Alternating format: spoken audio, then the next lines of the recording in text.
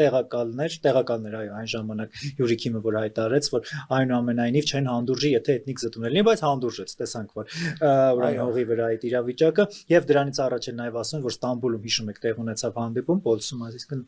Ռուսաստանն էր, Եվրամիությունն էր եւ Միացյալ Նահանգների ներկայացուցիչները եւ նրանք կարելի ասել այսպես օրհնեցին,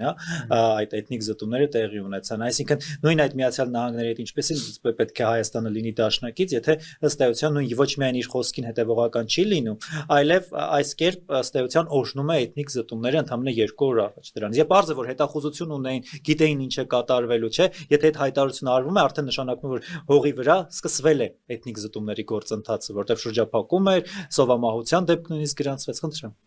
Այն որ Եվրոպայի եւ Միացյալ Նահանգների քաղաքականության մեջ հսկայական բացթողումներ կան, անընդունելի են եւ հենց դրա համար մենք անընդհատ այդ ենք խոսում հետները որ ավելի լուրջ ներգրավվածություն է պետք, ավելի ոնց որ ասած այդ արժեքային համակարգին հավատարմություն է պետք, այդ թվում նաեւ